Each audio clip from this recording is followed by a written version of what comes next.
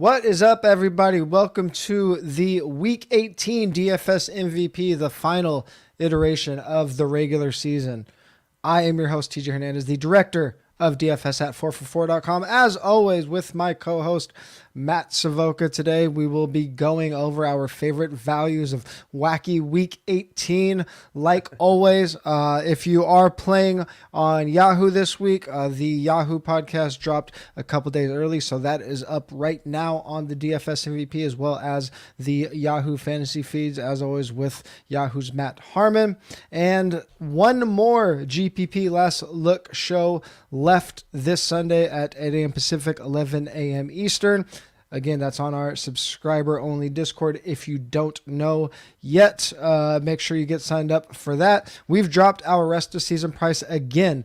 DFS subscription is only $14 for the rest of the season. So if you're done with your fantasy leagues, won your championship, and you want to give DFS a try, you could try it out for just $14. It'll get you access through the Super Bowl. There's a lot of slates through playoffs. They've divvied those up a lot, so you can definitely get plenty of bang for your buck on that. But today we'll just jump right into it. As I mentioned, Week 18, a very unique beast. Obviously, some teams resting, some teams playing for playoff seeding. Other teams have been out of it for a while. Two pieces of content I think you should definitely look at that this podcast is very heavily predicated on. Jennifer Akins at 4for4 has an article called Wacky Week 18, Who's Motivated. That'll just break down the team level, who's playing for what. And then friend of the podcast, Anthony Amico, has a great thread on Twitter breaking down all of the players' individual contract incentives. So make sure you check that out. But let's get into it, Matt. Welcome to Week 18. How you doing, bud? I'm doing great. I don't know if it's maybe the last 2 years and how much news at weird times and just weird news in general we've had to deal with. I'm feeling battle tested. I didn't even feel like this was a wacky week compared to some things we've had to deal with over the last, say, 36 main slates. But I'm excited to dig into this one. Yeah, I mean, Week 18, hopefully, fingers crossed, like this has been the lightest news in terms of COVID we've had in quite a few weeks. But of course, like the crazy thing about Week 18 is we always get all of these teams saying that they're not going to rest players, and then all of a sudden, come Sunday morning, these players with the slightest little injuries, they coincidentally decide to rest them. So we definitely need to be on our P's and Q's. But we tried to keep it to this week players we're pretty confident in. So let's start at quarterback with your guy. Sure. And so we got confirmation of this earlier today from Coach John Harbaugh of the Baltimore Ravens. But the 4for4 value metric was already on this just based on the trends. Tyler Huntley looking like a great value option, especially if you are prioritizing those top salary options at the running back or wide receiver or even the tight end position. And really here, it's all about the rushing upside. Yeah. Huntley has rushed basically the same amount as Lamar Jackson this season. He's got 5.8 carries per game, including 1 in the red zone, 37 rush yards per game. And really, it's more than that because he appeared in one game that wasn't really the main focal point. He's had only 4 games where he's been the primary starter for the majority of the game. In those games, in 3 of 4, he's had 200 passing yards, and he just missed it with 197 last week. I made a joke here in the show sheet that I know we're not allowed, producer Sal, to put Jalen Hurts on the show sheet under any circumstances. And I know he's on the Saturday slate this week, but Huntley is basically Jalen Hurts light, probably going to get 200 passing yards, probably not going to get 300 passing yards, but then he's got 50-yard rushing upside on top of that, and that's great, especially when you consider the fact that Pittsburgh is dead last in the NFL in yards per carry allowed. That's enough for me. He's the number 2 value on DraftKings, number 4 value on FanDuel. Obviously, he doesn't have the ceiling of the primary salary, the top salary options at the quarterback position. But if you're going down to the value options, I think Huntley's the best. Yeah, that rushing, that like 40-yard mark is always a nice target to hit for rushing quarterbacks. That's basically one touchdown worth of fantasy points, one passing touchdown worth of fantasy points, and we've seen when Huntley hits his ceiling, it's been, I mean, he's leaned on Mark Andrews every game he's played, but it's when Mark Andrews has had ceiling games, and Mark Andrews is in shooting range of the record for most yards by a tight end in a season. So if Huntley can lean heavily on him, that's how he get to his ceiling. But he is my favorite pay down option this week. If we're paying up at quarterback, which I think should be relatively easy to do because we should have quite a few values open up with just with the crazy week 18 news, it's Kyler Murray for me. Significantly cheaper than Josh Allen. Murray's at 8,400 on FanDuel, 7,400 on DraftKings against Seattle. Arizona favored by 6.5 at home with a projected total over 27 points.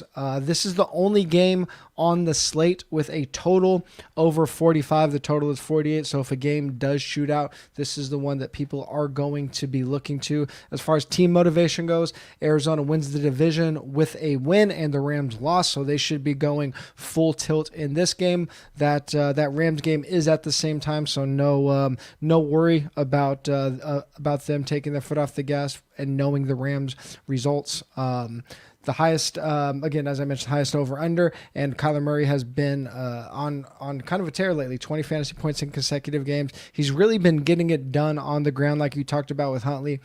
44 plus yards on the ground, 4 of his last 5 games since the bye week. Before the bye week, he didn't have a single game over 40 rushing yards, which obviously throughout that first half of the season felt very un-Kyler Murray-like. It's been all systems go since he's come back from that injury, and he obviously has the passing upside to have a ceiling game. So I like Murray, obviously because of his floor, because of his upside, but also because you're getting a little bit of a discount compared to Josh Allen, where they probably have similar projections and ceilings.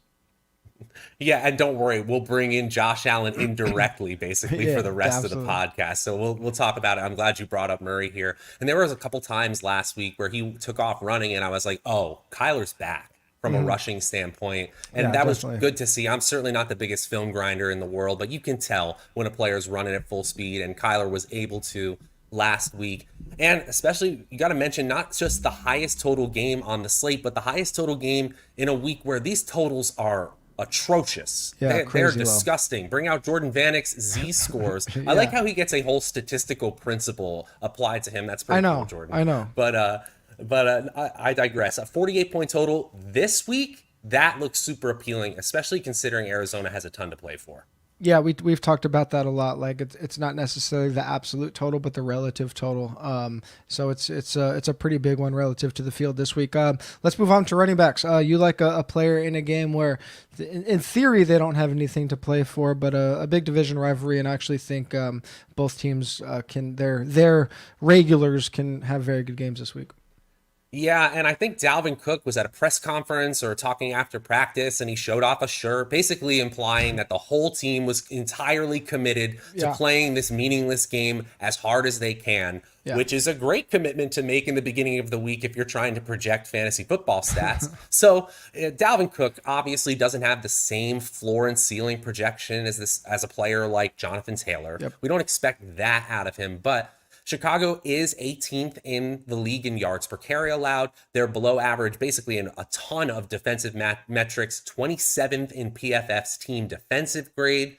So the one thing I do want to mention here is every year when we go back and we look at average stats, sometimes we need a toss the stats game. And I think last week for the entire Vikings skill positions, we need to just toss the stats because of that Sean Mannion start. 30 opportunities in 2 of the last 3 games, and believe it or not, it was the last game where he didn't have 30 opportunities. He's going to have them if Kirk Cousins is even able to move the ball at his normal rate, and we expect an above average rate against Chicago. He's top 10 in total evaded tackles this season and in total breakaway runs this season. That's his ability to turn a rush into 10 yards. And he's 5th in rush yards despite having multiple injuries that looked like he was going to be out multiple weeks. The bye weeks and basically healing faster than we expected helped him not miss all too many games. He's the 3rd best value on FanDuel and the 5th best on DraftKings. I don't think you can go wrong with Cook. Yeah, there always seems to be a game in week 18. I haven't checked. I don't know if the totals are always this low, but it would make sense that we have a lot of low totals in the final week of the season with so many players always sitting out. But it always feels like there's one game between two teams where they quote unquote don't have anything to play for, and it just goes off. And it kind of feels like this could be one of those games. I think they're playing in the dome at Minnesota. There's players on both sides that can have huge games, so I do kind of sneakily like this game a little bit. A player that I like at running back is a player that I begrudgingly like because I've been so adamant that we cannot play Bills running backs. But Devin Singletary has proven that wrong these last few weeks. Still very affordable despite his big workload in the last few weeks. $6,700 on FanDuel, $6,000 on DraftKings. At home against the Jets, favored by 16.5. A very simple scenario for the Bills. Win and you win the division, possibly get as high as the 2 seed, which is very important. Lock in at least 2 home playoff games onto the road to that inevitable Super Bowl that they're going to win this year. The Jets, I mean, one of the worst teams all around. Last in schedule adjusted fantasy points allowed to running backs. Last in total adjusted fantasy points allowed to offenses as a whole. We saw Singletary hit that 102 mark last week. The thing about Singletary that I was saying even before last week was like I thought we had seen his ceiling already. Josh Allen takes so much of the touchdown equity, which can still be true. Allen got all of his points on the ground last week, but this Jets defense, they're the only one that's allowed running backs to score at least 20 touchdowns on the ground. And the list of running backs that have got them lately it's not like they've been playing a murderer's row of running backs. Myles Gaskin, Kenneth Gainwell, and Miles Sanders in the same game. Duke Johnson, Dario Ogunbowale, all over 15 half PPR points against them in recent weeks. And Devin Singletary, his workload, 22 plus carries in 2 of the last 3 games. He's eclipsed the 35-yard receiving mark in 2 of the last 4 games, 8th in touches per game over the last 3 weeks. So as huge favorites, it's not a must-win game. They're going to make the playoffs, but in a game that they want to win the division, I think they should pretty easily handle the Jets, and I think all the Bills should get there pretty easily. I agree with you there. Did you just try to slide Miles Sanders into the center of a bad running back sandwich? Maybe. I think maybe. Miles Sanders is a good running back here. All right, how about a bad 2021 fantasy running back? I'll give you that. No, you're absolutely right. They've basically you don't need a superstar. And Devin Singletary, the touches, it's like 63-9 in terms of touches over the last 3 weeks with the running backs. So you're definitely going to want a running back who's finally locked up the touches for the Bills, especially this week. Absolutely. Let's move on to wide receivers. A game, one team has something to play for, another team just trying to play semi-spoiler. Who do you like at wide receiver? Yeah, I don't know if you're going to need to get to this salary tier, especially on DraftKings, but I do like DJ Moore if you're building out stacks with Tampa Bay. I know Carolina's offense has been atrocious, and we expect Tampa Bay to run over Carolina in this game, but Tampa Bay has a problem in the secondary. Even the Jets got there offensively last week. Yep. They're 30th in schedule-adjusted fantasy points allowed to opposing wide receivers. And, their per-play efficiency, it kind of masks their deficiencies on defense. They're 5th best in yards per attempt, but teams continue to pass on them a ton. So I do think, seeing that they are the 2nd worst defense in schedule adjusted fantasy points allowed of the playoff bound teams this year, even though Carolina has been awful, Sam Darnold hasn't shown us anything since he came back. PFF ranks them 31st in team offensive grades. I think this is a pure volume play for DJ Moore. 8 targets last week, and we would consider that a down week from a volume standpoint. He's got 42 targets in his previous 4 games, and all of those games, except for this past one, had double-digit targets. So he's popping in the breakout model every single week. A blast to work on that this season. Just finished it up this Thursday, but the Carolina Panthers were the worst performing team in terms of model inefficiency. So we'll see if DJ Moore can finally correct things with the requisite volume this week. Yeah, and I don't know if we've got clarity on this as we're recording Friday afternoon, Friday evening, whether or not Robbie Anderson will be active, but he has been on the injury report all week. So if Robbie Anderson ends up not playing, that's just even more boost to DJ Moore. And I mean, at this point, there's no reason for Carolina to not be playing their starters in this one. Going back to that game that I mentioned, I love Kyler Murray this week, and their pass game has been extremely concentrated over the last few weeks, and one of the beneficiaries of that has been Christian Kirk. If we look at that breakout model that you mentioned, he's top 5 in expected fantasy points per game over the last 3 weeks. That's had a lot to do with DeAndre Hopkins being out. Kirk's averaged 10 targets per game in that span with a 24% target share. On top of that, I didn't mention this with Kyler, but there's a chance that Arizona is down both of their top 2 running backs. So if that happens, I mean, obviously Murray can get it done on the ground, but it could be a really heavy dose of the passing game, which would obviously benefit Christian Kirk. We've seen the Seattle defense has been a bit of a pretty heavy run funnel for most of the year, but 3 of the last 4 weeks they've really been beat up by number 1 wide receivers. We saw Brandon Cooks go for over 14 half PPR points against them 4 weeks ago. Cooper Kupp dropped a 30 spot on them. And then Amon-Ra St. Brown just missed 29.4 half PPR points against them. So if Christian Kirk could follow suit, he's obviously going to be a great value at 6,200 on FanDuel and 6K on DraftKings. Yeah, I really like that call, especially because the Arizona Cardinals have shown a propensity to move Christian Kirk into the slot where Kupp and St. Brown do their damage. Kirk is quietly 14th in the NFL in slot snaps this year. That's a really good point. I don't know if this guy is going to end up being the value play that he looks like at this point in our recording Friday evening Eastern time here. But Gabriel Davis, basically all week, is popping as a value play in a very necessary section of the salary pool. Honestly, the weird part about this week 18 is I usually feel like there's some sort of free square running back who I have to look up on Player Profile, or I've never heard of them before. I guess the week is young, right? We could get there. But ultimately, it looks like I'm still looking for salary saving options here. And Gabriel Davis at 5,200 on FanDuel especially, but even 4,900 on DraftKings looks like that player. Did we mention the Bills are playing the Jets this week? 16.5-point favorites. And we do have to pay attention to whether Emmanuel Sanders is active, because it may end up moving Gabriel Davis' value metric. But right now, he's wide receiver 4 on FanDuel and wide receiver 7 on DraftKings in the cash viable pool for sure on both sites. And he's had 18 targets over his last 3 games, including 6 in the red zone. That's healthy enough. An 80% snap share in 3 straight games after not topping 45% in any game prior. And we know injuries have some to do with that. But when you consistently get that work and you continue to see usage, that's when I think it may be here to stay, especially if they rest their veteran players looking out for their playoff run. The Jets are dead last in schedule-adjusted fantasy points allowed to opposing offenses. We've been picking on them all year. We don't stop in Week 18 with Gabriel Davis. Of course, Diggs is a better option in the passing attack, but Diggs right now looking like that best value play. Yeah, I believe that, again, recording this on Friday, that Manny was downgraded from questionable to doubtful today.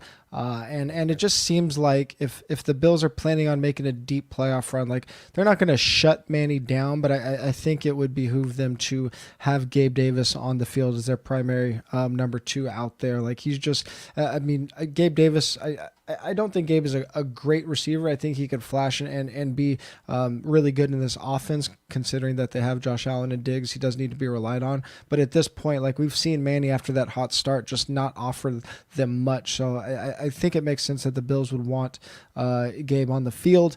I mean, the only concern is Diggs has like these crazy incentives that he's chasing right now. So obviously the win's way more important to them because they can get the 2 seed, but the Josh Allen, Stephon Diggs best friend narrative, if Josh Allen could get Diggs, a couple more $1 million, I think he might do it if it fits in the game plan. But no, in all seriousness, Gabe Davis is a very good play this week. And again, I mentioned with Devin Singletary, I think the Bills just absolutely smash. And if they do smash, like my theory on it is always, if they're up by enough where they're pulling their starters, for the most part, the people you want to get there probably got there. A guy that I already mentioned when I was talking about my last wide receiver is Amon-Ra St. Brown, 7,500 FanDuel, 6,800 DraftKings. His salary has been creeping up quite a bit, but for good reason. He is fourth in targets per game over the last month with 11.3 targets per game, second in air yard share with 43% of Detroit's air yards. He's had at least 19 half PPR points in 4 of the last 5 games. He's the wide receiver 2 in that span, and it hasn't mattered who's been at quarterback. As you mentioned in your article today, he's basically been quarterback proof, and the reason I'm really zeroing in on St. Brown in the salary tier is because it's the only clear-cut game where we're going to have ones playing against twos. Green Bay is going to be resting some starters, who knows how many, but we're going to have backups in there for Green Bay on both sides of the ball. Detroit is kind of going for that rally cry to close out the season. Players like St. Brown, as good as he's been, there's still going to be a lot of carryover into how some of these players play going into next year. So I like St. Brown to come into this game in on a very high note. I think you talked about the free squares. There are a lot of players on Green Bay where you're going to be able to plug them in at absolutely min salary because they are going to be starting all of their backups, or if they do start starters, like I'm highly doubtful it'll be more than a series or two.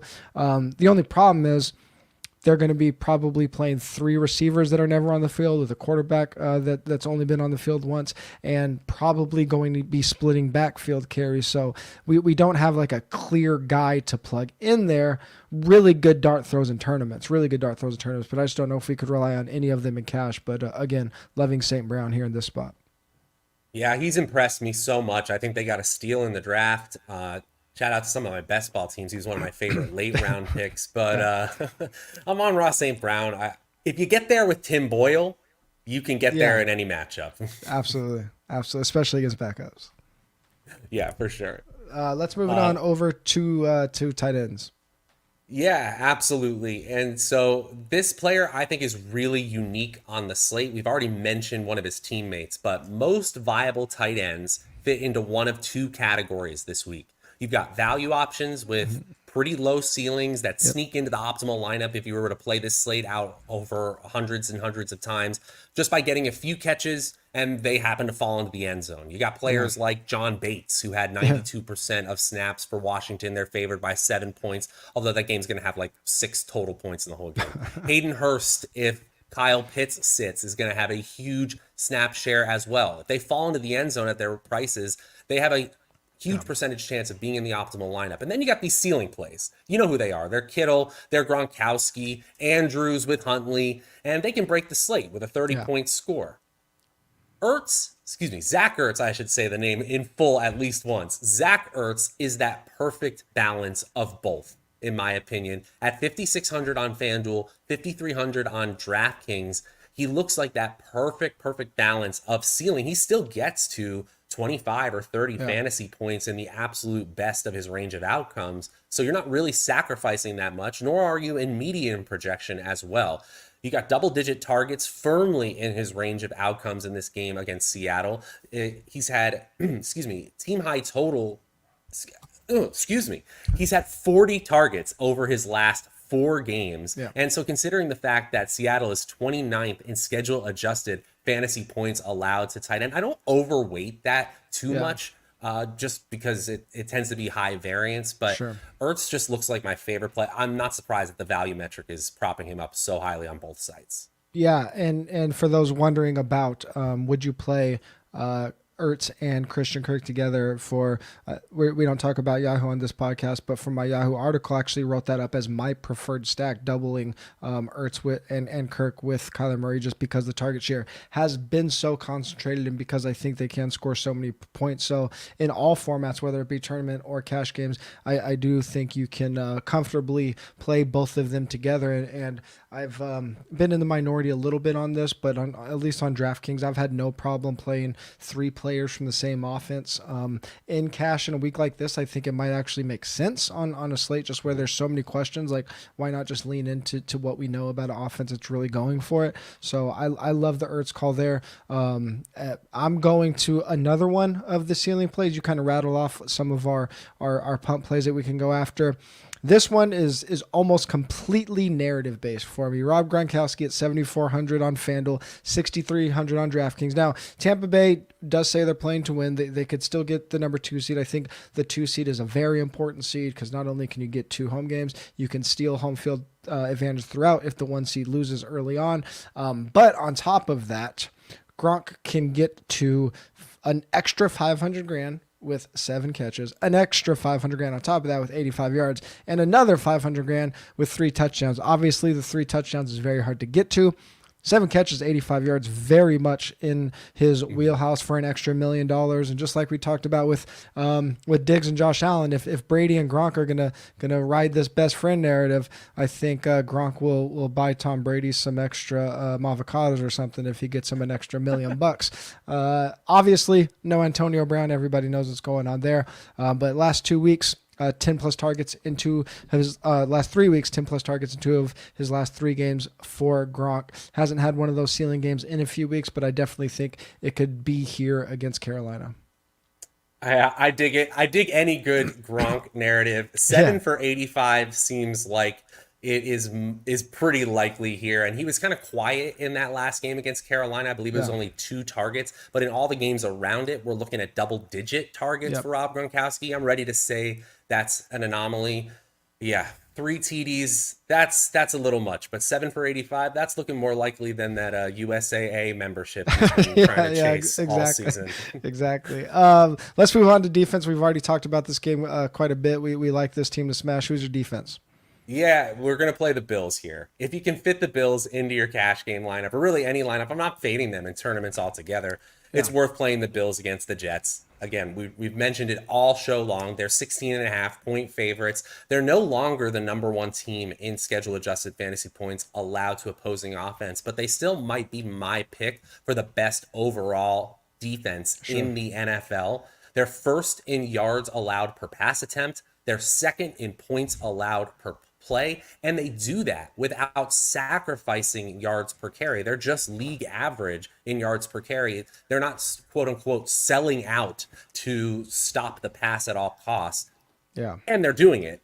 I think, they're not fully over the loss of Trey White in the secondary. I don't know how you truly can be. There are things you can do on defense when he's in the lineup that you can't do without him, but they still have a good enough secondary to have a deep playoff run, and they certainly have a secondary that can dominate Zach Wilson and the Jets this week. One thing that I'm noticing is that the value scores for the top defenses, including Buffalo, are not at the 1 or the 2.0 level at the value metric. The Bills have a score over 5.0 on FanDuel. That's near Zach Ertz. That's near Kyler Murray. And on DraftKings, it's a little tougher to get to. 4.0 is still a really respectable score. Yeah. These are cash viable plays near him, like Kyler and Huntley. So I'm not really putting a lot of stock in the Jets putting up a bunch of points on Tampa Bay. I'm actually calling that an indictment of the Tampa Bay secondary, as I talked about earlier. Not really a boon for the Jets. So I'm going to play the Bills as much as possible if I can get there.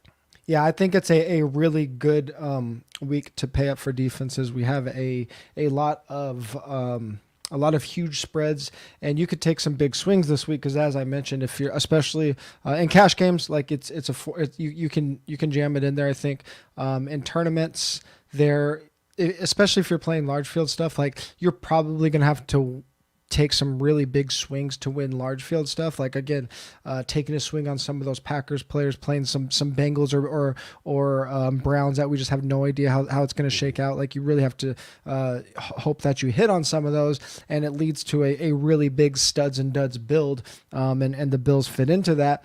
Or if you want to stick to a studs and duds build, you can do that by punting defense. And the one punt defense that I really like this week is the Lions, all the way down at 3,200 on FanDuel, a salary range that we just never use on FanDuel. We never go that low. And then 2,400 on DraftKings. And not much analysis here. This one's really simple. I mean, possible ones versus twos or all game scenario, or at least for most of the game scenario. So starters versus backups, not much more to say. The Packers are still favored, but I mean, obviously things can, the range of outcomes is huge, but if you're playing a bunch of backups, it could be very bad for the Packers. So I like following that narrative, and I think I'm going to be punting with the Lions quite a bit.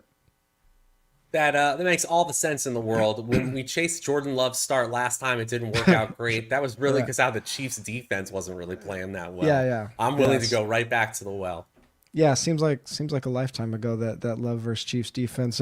No theory segment this week. For theory, I would just say pay really close attention leading up to kickoff. I think a lot can change by Sunday, even though we haven't had any big news yet today. But we call it Wacky Week. Well, we never called it Wacky Week 18. It's usually Wacky Week 17. We call it the Wacky last week for a reason. So make sure you're checking that out. I know we're still going through playoffs, but I also realize that a lot of listeners will be dropping off after this week. So for everybody that's subscribed and listen, I really appreciate it more than you guys know. Obviously, this show is nothing without the listeners. 4for4 subscribers are the best, some of the most loyal subscribers in the industry. So huge thank you to everybody that listens if you don't plan on playing through the playoffs. And special announcement, this is our last show with Matt Savoca. Matt accepted a gig with our friends over at Osmo, and I'm really close with Alex and Laffy over there. Actually started out with Laffy, so they're getting a good one in Matt. It's been a hell of a season, pal. We appreciate you. So thank you. Good luck at Osmo. Tell Alex I'm coming for him. I'm just gonna liquidate everything and just start scooping him everywhere just for him taking you from me. Yeah, that sounds good. I start leaking that $1 million you just won. That would be pretty nice. But yeah. Honestly, I can't say thank you enough to you, TJ, and to producer Sal behind the scenes.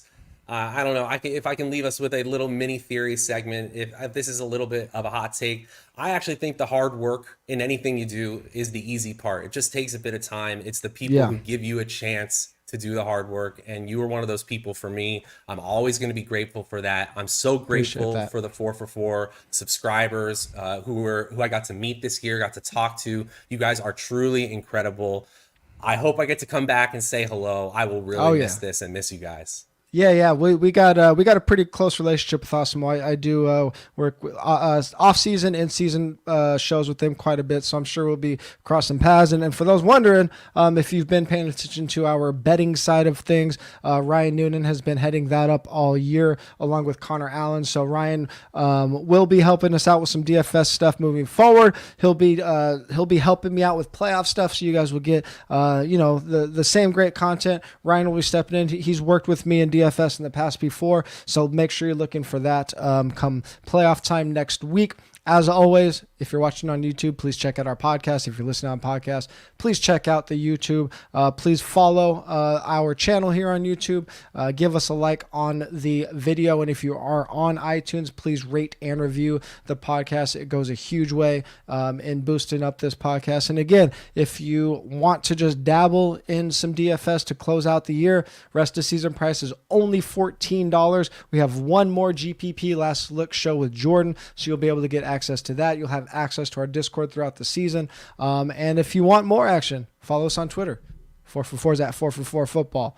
Matt is at Draftaholic. I'm at TJ Hernandez. We'll still be back next week.